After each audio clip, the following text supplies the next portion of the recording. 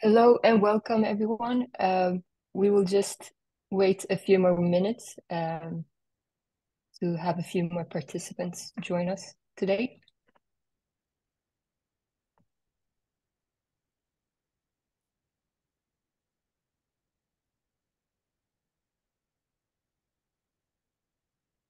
Welcome to this session. We will start in a few minutes, so in the meantime, make yourselves comfortable and we will soon start the presentation.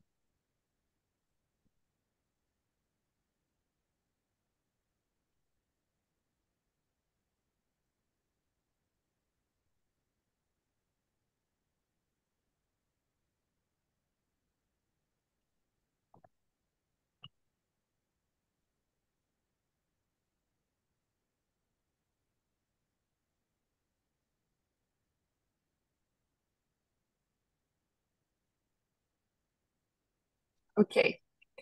Hello and welcome to this session about the Swedish Climate Startup Map. Today we will discuss this initiative and how a platform approach can facilitate the green transition. My name is Jenny Hidenmalm. I will be the moderator of this session. I'm the project manager of this initiative and I work at Ignite Sweden. Before we kick off, I would like to go through a few house rules. Please keep in mind that this session is recorded, so if you wish to remain anonymous, please keep your camera off. If you have any technical difficulties, you can use the chat and our team will help you out. And also, if you have any questions that come up during the session, you can also post them in the chat and we will bring them up towards the end during the Q&A. Okay, so without further ado, we will start. And the focus of today is that the green transition is a multifaceted and a complex challenge. So we ask ourselves how having a platform like the Swedish Climate Startup Map may synchronize disparate efforts around the ecosystem and propel us forwards. And we are joined by a fantastic panel that will give a diversity of perspectives on this topic. The agenda of today is that we will start off with a brief introduction, then we will deep dive into the panel discussion, which will give us a highlight of different perspectives and to understand how the platform is used. Thereafter, we will have a short Q&A and thereafter wrap up the session. So, to give a bit of the background of the Swedish Climate Startup Map, this is an online platform that showcases more than 500 innovative Swedish startups and scale-ups. These companies are paving the way in addressing climate change and environmental degradation. By having this central platform, we aim to give these innovative companies the visibility that they need in order to attract investments, customers, and talents, and ultimately support them on their journey on scaling. As part of this project, we have developed our own criteria, our own screening process, and a way to categorize these companies. And this wonderful image that you see here is all the 508 companies represented by showcasing their logos side by side. And I would like to invite Karin Ruiz, who is a business coach at Incubator Sting, and also part of the leadership committee of this project. Yes. Yeah, welcome, Karin. Thank you, Jenny. Right. So, yeah, you are the initiator of this initiative. Can you tell us how it started back in 2020 and how it has developed into the platform that we see today?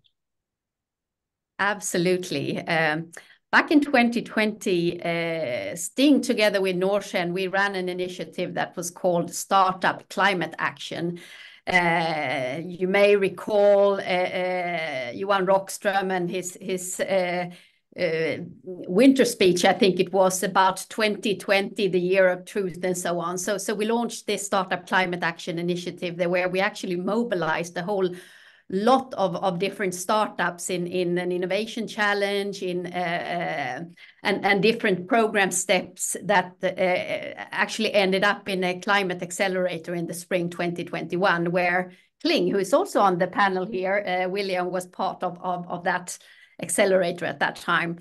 Anyway, we felt there was like so many exciting innovations and startups in Sweden that didn't receive the recognition and you know, they were not well known enough, and also Sweden, the position. I mean, we are in a very strong position when it comes to climate tech and environment and clean tech, and we felt we really need to showcase this in a better way. So at that time, Sting initiated like the first Swedish Climate Startup Map, which was a much more simple. I mean, it wasn't even a platform at that time. It was basically just kind of crowd sourcing all the, you know, different Swedish startups in this space, and we categorized them into 13 challenge areas and basically showcase them in a like a logo wall like this. That's what was done at that time. But we did get a lot of positive feedback and on that initiative. So actually, I think it was in 2022, I started discussing with Stina at Ignite and SISP, like, shouldn't we take this into like a national initiative and engage more parties into this, and could we get some funding to really create this platform that this has now become? So we managed to mobilize some funding from different agencies. It was Vinnova, Swedish Energy Agency, the Omställningslyftet with the EU funding behind, as you can see in the bottom here, Tillväxtverket, and started the work that you have been leading, Jenny, so well in developing a platform that is searchable and really more screening all the companies. So we know that there are, you know, the companies that are on this map have been qualified according to certain criteria. So it also becomes a quality stamp to be on this map. So a year ago in March, basically exactly 1 year ago in March, this new Swedish Climate Startup Map was launched. It's now led by Ignite and SISP, or has kind of manages this platform, but we have a steering group committee consisting now of Sting lead and Chalmers Ventures and Dalarna Science Park, where we discuss and take important decisions on the way forward. And now just recently, actually, we received new funding to continue for a couple of more years from the Swedish Energy Agency. So the map is here to stay. Amazing. Thank you, Karin, for that. Yeah, thank you for that background. And in February this year, we actually released the new batch of companies, which has led us to a total of 508 companies today. Yeah. And now we will have a look at the platform, what it looks like, and the key component or the key feature is actually this type of filter view or search bar, where you can navigate and filter and search for the companies that you're interested in, and pinpoint your areas of focus. So we will highlight a few ways of how you can use this search bar. The first one being sectors. And here we have a distribution of the companies that are on the map according to the sector that they're in. So Karin, can you explain a bit about the different sectors that are included and why we have a range of sectors? Yeah, of course. I mean, when, as you mentioned, Jenny, the purpose of this map is really to foster collaborations with customers, with, for investors to find what they, find exciting companies, but also for talent to find, what's really out there. And to be able to do that, you need to, can somehow sort and filter on different parameters. And obviously, the sector dimension is very important here. And there are different frameworks of how you can kind of categorize sectors when it comes to climate tech. And we discussed this back and forth, and this is the categorization that we came up with, based also on research and the steering group that we have in this project. So, I mean, you can see here there are a lot of companies in environment and resources. I think that might be a category that is not like, it's quite vague. So, and you can have a multi-choice of sectors here. So most companies or a lot of companies qualify into that segment. But following that, you clearly see that we have a lot of startups in energy, with the sectors energy management and storage and renewable energy, mobility and transportation, industry and manufacturing. I mean, these are the biggest categories, and I think that reflects Sweden's strength in a good way.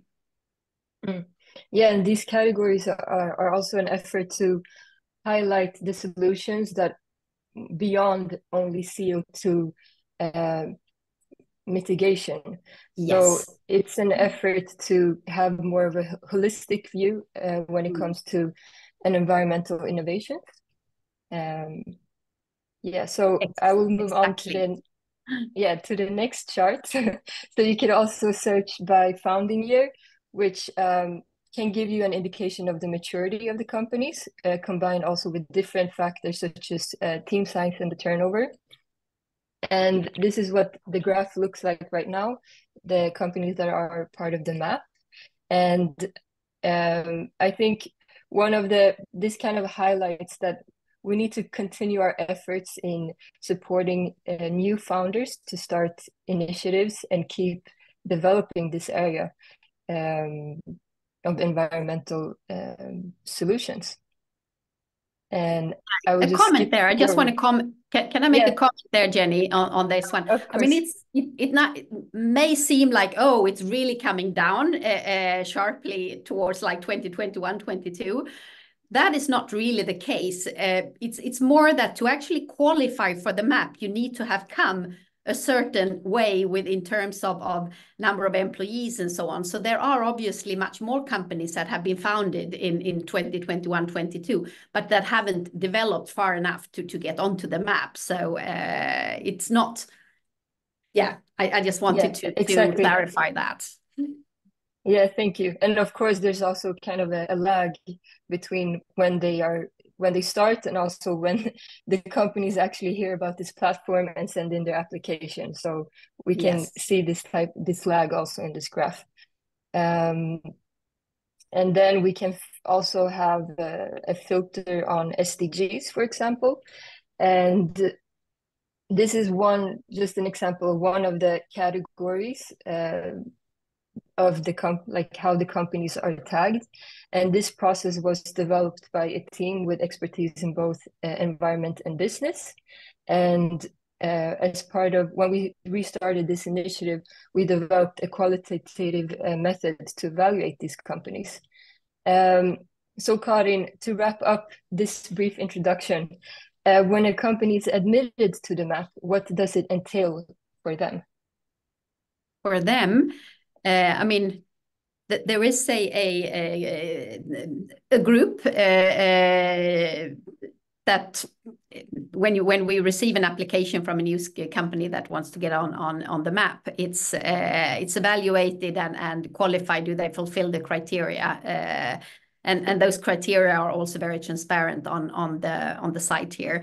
But after that, I mean, once they get published on the map, then it's I mean, hopefully they will get exposed to investors, to customers, to talent. And just to explain, for example, how we use it in Sting. I mean, I meet with investors, I meet with a lot of different big corporates and so on all the time. And I actually use this map all the time, and not only showcasing then the companies that we have worked with in Sting, but like this as a resource, understanding that, you know, investors and customers, they I mean, they want to have the full picture. So basically just bringing up the map and showing, just like you did, Jenny, how they can find different startups. And that's you know, so hopefully the startups that get on the map, they get additional exposure. That's the whole idea. And hopefully they can also use it in their own marketing. We have some material that they can use to showcase that they're part of this platform. Yeah. And going forward now, we are going to have like updates once a year. So I think the next update will come in the first quarter next year. But along the way, when startups apply to get on the map, they will be continuously evaluated and get these you know, their own stamp, so they can say, okay, now we are on the map. So that will happen continuously, and they will be, you know, put on the map. But the big kind of joint communication effort of now we have an updated version that will come once a year going forward. Well, thank you. Now we will head into the panel discussion. We are joined by some amazing speakers, and I would actually like them to introduce themselves. So could you just state your name, your organization, and give some insight into how you see your role in contributing to the green transition? And we can start with Karin. You have already given us a little bit of an introduction, but maybe you can expand on a few and give us a few more words. All right. Yeah. So I'm Karin. I'm at Sting, where I'm a business coach, but I'm also the climate tech lead within Sting. So leading different initiatives that we do in this space, and then climate is one of our top 3 focus areas within Sting. So we work with a lot of startups, and we also want to be part of developing the Swedish climate tech ecosystem. So yeah, that's short on me. Thank you. And I will hand the word over to Jonas Bergqvist. Hi guys, Jonas Bergqvist from Almi Invest Green Tech. We're a national deep tech, green tech fund here in Sweden. We've been doing this since 2017. We only invest in climate and environmentally friendly companies, so to speak, with some sort of deep tech connection or sustainability. What we do in our role in this is basically that we only invest in climate and environmental impact. And I would say one of our key contributions is that we bridge, I would say, is the first value of death for green tech and deep tech, because there are a lot of them. And we might talk about that later. I think we also help a lot in building professional companies, how to set up a good board, how to bring your, how to basically really become a real company. We're really good at that. We have 35 companies already in our portfolio, and we're getting ready to do new investments starting this year. Thanks. Thank you, Jonas. I will hand over the word to Martin Lidstrand. Thank you. So my name is Martin Lidstrand. I'm the CTO and founder of Trifilon, and we are a company. We've been a startup and rollout and growth company now for a couple of years. Our mission is primarily to change out plastics for plants. So we focus on developing new plastic-like materials, but plant-based. We also build production technology. We have a small factory in Nyköping, which is our flagship factory. and we are on a pretty good growth trajectory. I think the market has welcomed us really well. We have 30-ish consumer products on the market right now in Europe using our plant-based materials. So yeah, we represent the green transition in the plastic industry then. Thank you, Martin. And next up, we have William. Good morning, everyone. It's very nice to be here. I mean, we started at Sting in already 2020. So Karin, it's very nice to see you again. And thanks for all the support through the years. I'm William, founder of Cling Systems, and we're developing the circular platform for used batteries. So taking care of the used electric vehicle batteries and making sure they're properly reused and recycled at scale. What we do is really removing the friction from circularity. There's billions and billions invested into recycling plants, into recircular companies, into repurposing batteries. But the real problem is the fact that they don't really access the supply. The supply is so fragmented. You know, car reaches end of life wherever they are, in whatever state they are. And what we're doing is kind of bringing together the ecosystem and making sure that the costs of recycling is drastically reduced.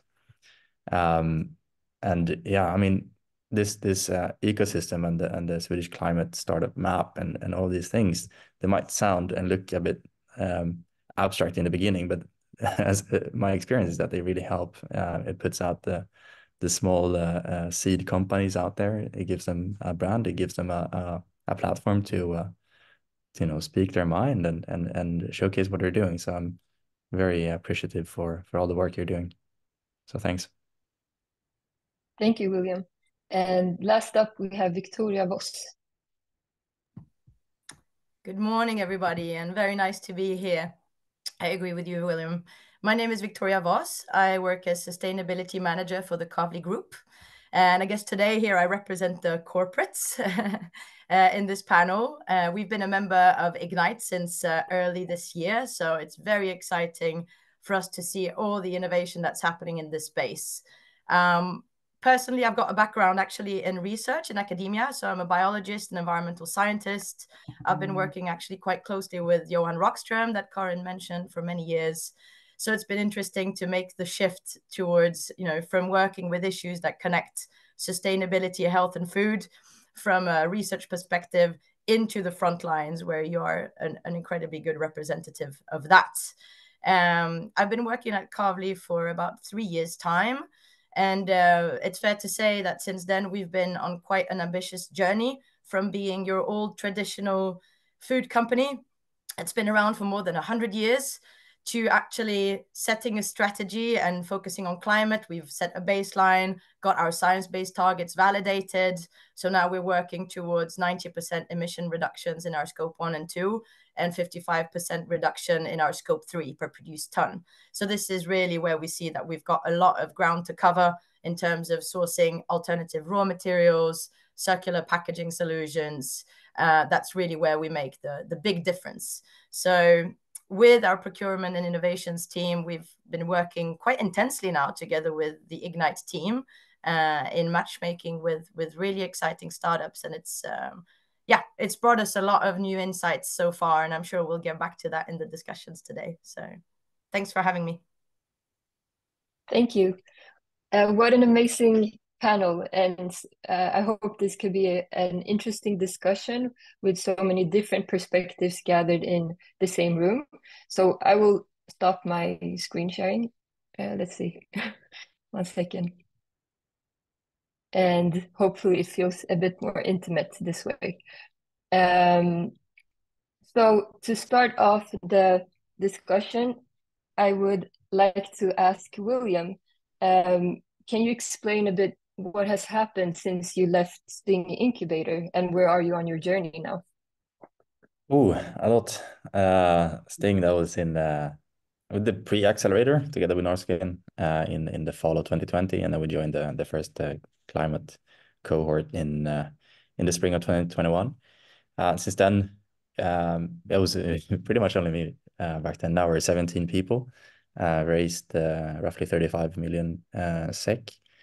And yeah, kind of grown into a company with our own office, and we can do that because in the last year we've shipped batteries across 12 countries in Europe, North America, Middle East, Asia. We're scaling up the platform with new users almost every day. Now we're beyond 350 recycling and repurposing companies from 30 countries. Yeah, and I mean, yesterday I just came back this last night from the SET Awards in Berlin.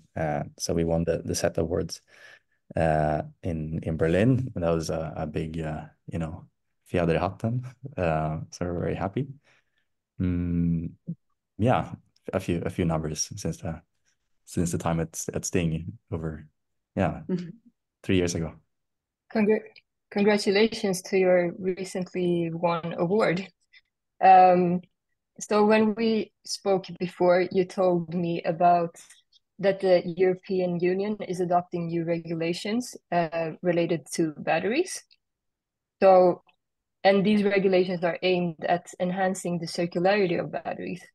How does this impact your startup's current operations and future strategies? The last battery regulations, they came in 2006, and they're the ones that are still applied until January this year. And back then, you know, lithium-ion batteries weren't considered. They were you know, bunched into other batteries. Electric vehicles didn't exist. So the regulations have just been lagging for the last 15, 20 years or so. And what's happening now is that lithium-ion batteries is becoming its own standard. Electric vehicles are mentioned. There's now digital battery like passports that are mentioned. It's demanding more transparency and access to product data. It sets recycling targets. So batteries produced in Europe needs to have a certain amount of recycled content, which is propelling the need for recycling. The big problem with it, if it can be a bit critical, is the fact that it prioritizes recycling over repurposing a lot. And what happens is that it's still a high risk in investing into repurposing companies, which it shouldn't be. And I did some pen and paper overview of how much has been invested into recycling companies versus repurposing companies. And it's a 100x factor. So it's roughly $10 billion have been invested into recycling companies, and roughly 100 million into repurposing companies over the last few years. And that's not very good. If we prioritize reuse over repurposing and repurposing over recycling and recycling over landfill, it's bad. And now we have regulations coming in saying that we should prioritize recycling. So that's unfortunate. So we're on a mission to kind of, how do we make sure that the batteries are not scrapped and recycled prematurely? How can we just make you know, the circular ecosystem to tap into the residual value in terms of energy rather than just the material.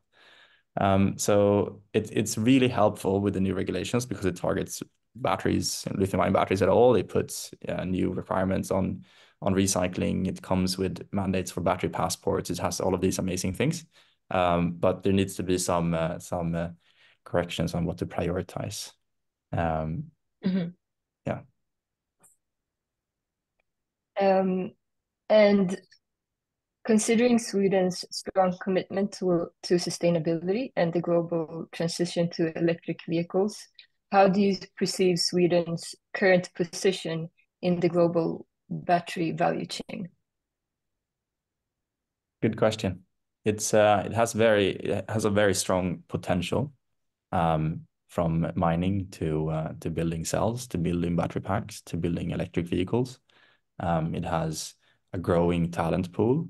Northvolt has done an amazing job in attracting talent and retaining them, and showcasing to the world that we need to invest into more battery engineers and more electrical engineers. So that's really, really good. Sweden has attracted a lot of battery talent. it's a small country, and competing with IRA and like Europe against IRA, that's very hard in the US. So we see companies moving to the US. It's also starting to show really well that China is still far behind, and it's not that they're slowing down, they're rather accelerating. So the gap between Europe and more Sweden and China is widening, and they're better at recycling, they're better at mining, they're better at producing and refining and building. They're even, you know, they're really, really good at recycling and really, really good at repurposing. I spoke with one Chinese company yesterday, and they're going to deploy 2 gigawatt-hours of second life batteries this year.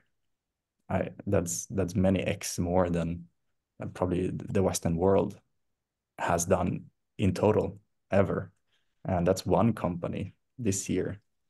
So it's a big world out there, and I think it's sometimes underestimated how big it is and how much is invested into it, and how far certain companies and countries have come. But at the same time, Sweden is very innovative. We have a very digital population. We have attracted a lot of battery talent. We have had Northvolts now for 7 years or so, and they're doing soon enough pretty well. And also like the collaborations with Norway and with Finland and Denmark, and these battery events that are hosted, and all of these collaborations. I think we really have to join forces with our neighbors to have a stronger competitive edge. Well, amazing. I mean, as you mentioned, there are other competing markets that we have to kind of stay at, like, keep up the pace with. And I was wondering, if we shift the perspective towards the investor perspective, Jonas, like, how do you position this green fund, and how is it like, how does this contribute to Sweden remaining competitive in when it comes to environmental and climate solutions? Well, I think there are several questions to answer that, I guess, but handling the transition is hard and easy at the same time. If you look at, for example, the energy transition, there are a lot of people who say that, you know, we could probably do it just with the technology that we have today, solar, wind, batteries, basically. But there are so many other factors that play into that. And still, if you look at, for example, the IEA, they've done a technology assessment to see like what technologies within energy will we have to have in place in order to reach the 2050 net zero goals. And those are about 400 technologies. 200 of those are in, you know, below TRL 3. So there's quite a long way to go. So in my opinion, I usually point to that and say, okay, this is where we need to kind of accelerate green tech and deep tech development for energy and nature going forward. So of course, that's really hard. And how do we keep Sweden competitive there? We need to help.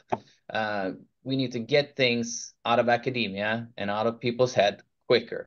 And they need to get out of the lab, and then from the lab into pilots, and from a pilot they need to go into a FOAC, and from a FOAC they need to be scaled up to factories and mass market. And that's super hard, and that's why I mentioned in the beginning that, you know, there are actually multiple valleys of depths here, because it can be hard just to get to a pilot. And then once you have a pilot, even if it's working and it's great, people are still hesitant to kind of give you the money to build a factory. And even when you have the factory and you're starting to churn out things, even then it might be hard to get financing to build one more or get people to buy it, actually. So I think there's a massive amount of support that's needed, and financing is a key one of those. And we're doing our part in, so to speak, the first part here. I would say TRL 3 to TRL 9 is kind of where we are the most active. And it's a super fun place to be. So that's what we are doing, and that's why it's important for Sweden and Sweden's competitiveness. Mm-hmm. And can you explain a bit about the focus of the new fund that you have recently started in Almi Invest?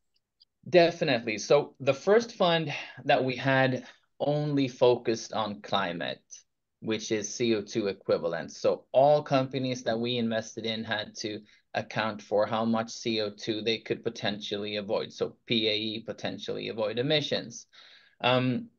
We had quite a high baseline there. We would like to see at least 500,000 tons per year once you're operational, so to speak, a steady state once you're on the market, which is quite a lot. You know, Swedish territorial emissions are about, you know, depending on who you ask, it's like 45 million tons per year, somewhere around that. So 500,000 is quite a lot. So that was our main focus, and we have 35 companies there today. So we actually really didn't look at the nature part of it or environmental part. Of course, we had to do no significant harm, but once you factor in nature, it gets trickier. And that's what we're doing now with our second fund. So the second fund, we are not, we do not have to exclusively invest in CO2. We can also invest in something that we call a significant environmental positive, basically that you can do something good for an environmental goal, and those are harder.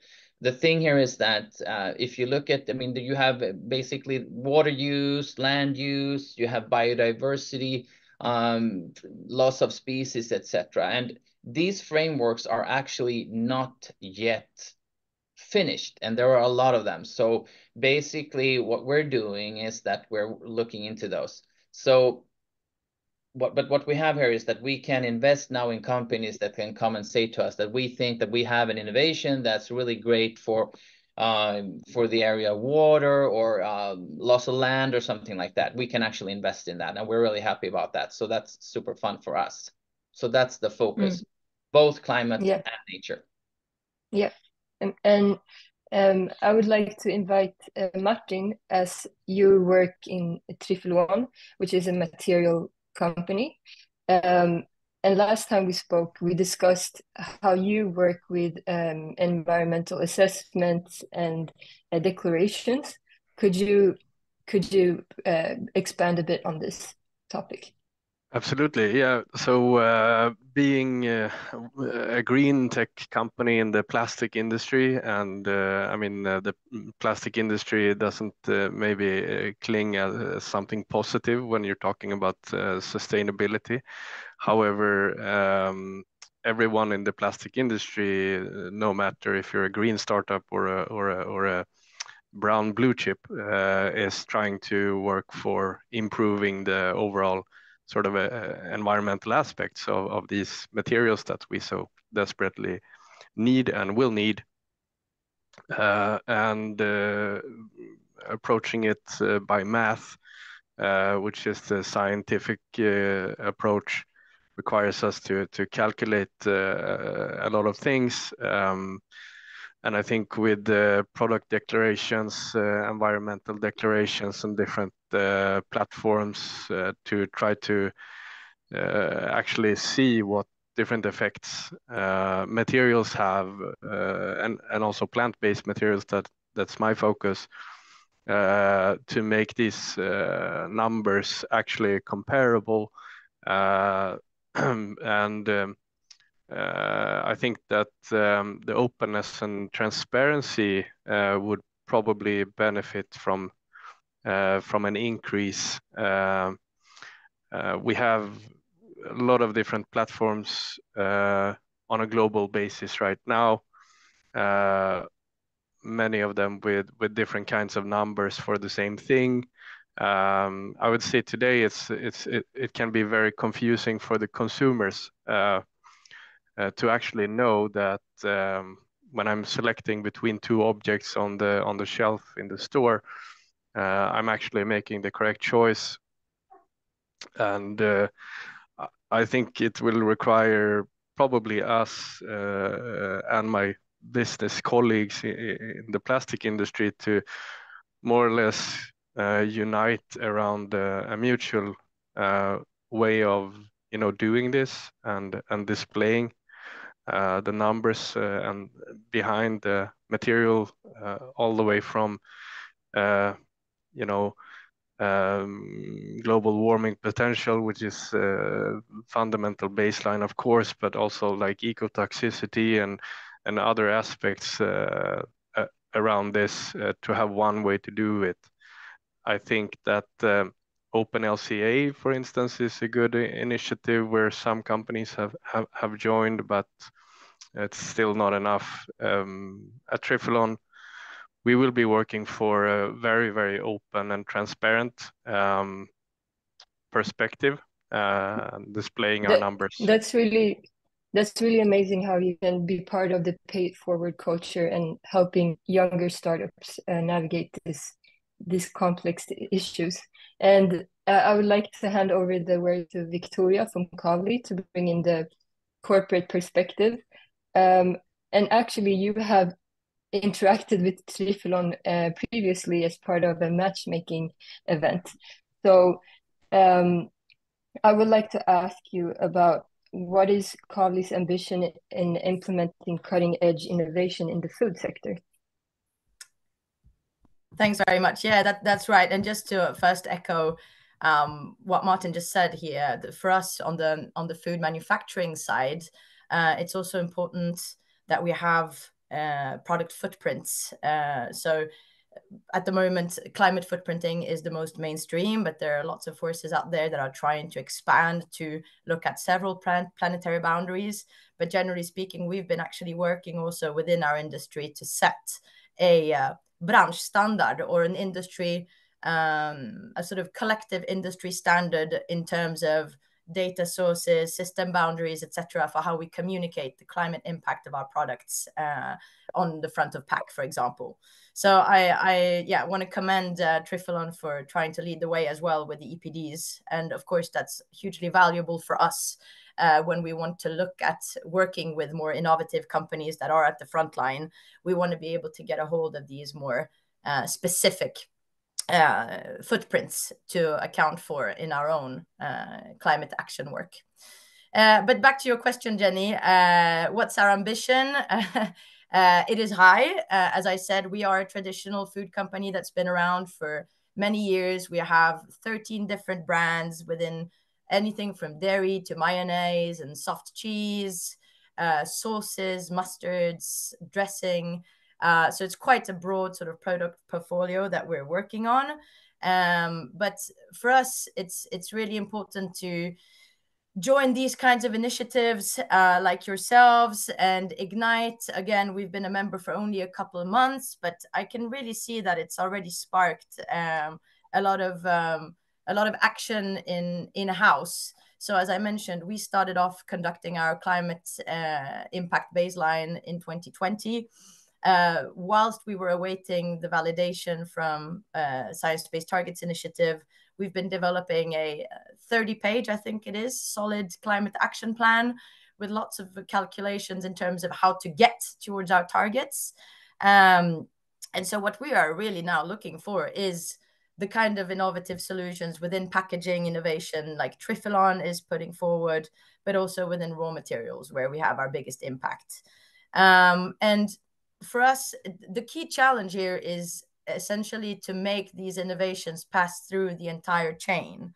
And by that, I mean that we are living in a time where price sensitivity is higher than ever, given the sort of geopolitical context and the inflation times, to put it broadly. We also have a lack of political incentives or subsidies, like grön skatteväxling was a thing within environmentally friendly fuels.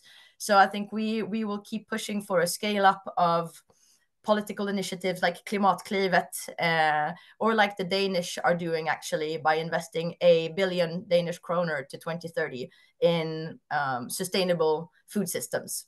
So that's still yet to be seen in Sweden. So what we believe in, given the current context, is the way to push the ball forward is to talk to the various actors in the chain, both our supplier base, but most importantly, our customers, by bringing the solutions to them and see, look, we've done our homework.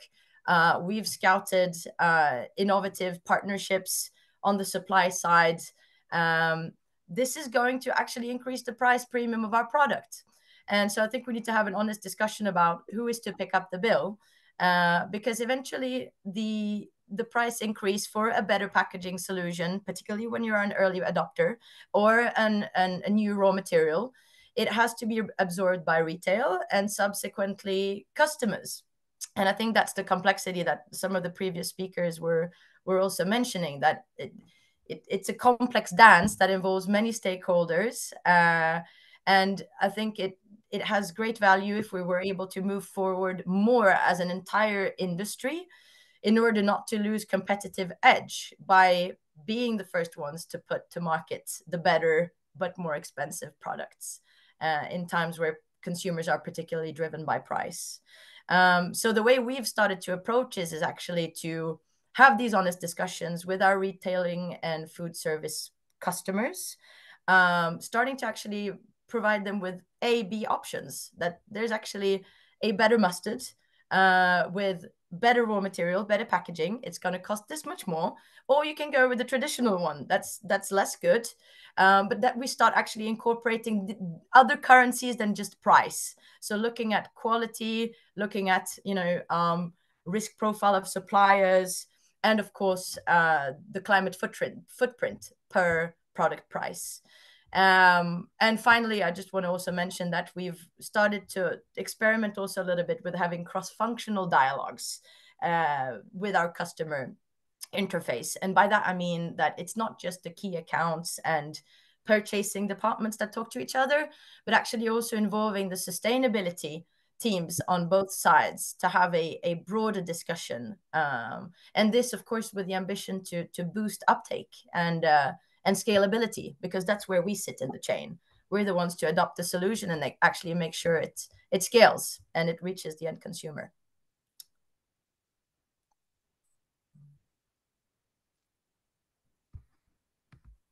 Janine, you're muted. Sorry. Thank you for shedding light on so many different perspectives in the value chain in which you're operating. I feel like we've barely scratched the surface with this group of speakers, but unfortunately we've already reached time. So I feel like I'm gonna take a few minutes to just wrap up the panel, but just so you know, we have ended the session formally. And just to wrap up, I would like to ask each of the panelists, what will you do tomorrow to push forward the agenda of the green transition? And very quick, only a few words. So I will start with Martin. Well, very hands-on tomorrow. I will continue to prepare. We just was invited in the ISIA program to do a technology transaction with the Indian companies to export the ability to make biocomposites to Indian partners, which I think will scale our already growing positive climate effect to new heights. So that's what I'm doing tomorrow. Amazing. And Karin, what are you doing tomorrow with the companies you're working with? Well, tomorrow I'm not doing much. I'm having a day off. But I mean, what we will do is really continue to push forward on supporting new climate tech startups in Sweden. And here we have put a quite ambitious goal of accelerating 100 new climate startups receiving support from Sting over the coming 4 years. So that's basically a doubling of our previous numbers. So we hope there will be many new climate startups coming out of research and out of the market, that so there is enough startups to accelerate. And hopefully add to the map as well. Yes, exactly. William, what are you doing tomorrow? Still making it easier for repurposing and reuse companies to access supply. to build second life storage of used electric vehicle batteries. And Victoria, what can you do as a corporate? So I think the next step for us is to collate all the new insights from the startup and other supplier dialogues that we've had, and have that discussion with our senior management in terms of what to go for and what to stop prioritizing. So for us, regenerative agriculture is a really big space that we are looking to delve more into. So that's what I'll be doing. Okay, and Jonas, you get the honor of wrapping up this panel with your next steps and actions. Thank you, Jenny. So we will continue learning about nature-related frameworks, and we will continue to invest in Swedish climate and environmental companies. And when we're not doing that, we are pushing for more shared infrastructure for deep tech and green tech companies. And we're pushing for more funding in all stages. That's what we're doing. Thanks. Thank you so much. And a big thanks to all the speakers that joined us today and you participants that listened. I would like to remind you that you can visit the website at climatestartups.sc, and let's keep pushing and having these fantastic dialogues that really help us to focus on what we need to do together collectively as an ecosystem. So thank you and have a great rest of the day. Thank you. Thank you. Bye. Thank you. Bye-bye. Thank you. Bye.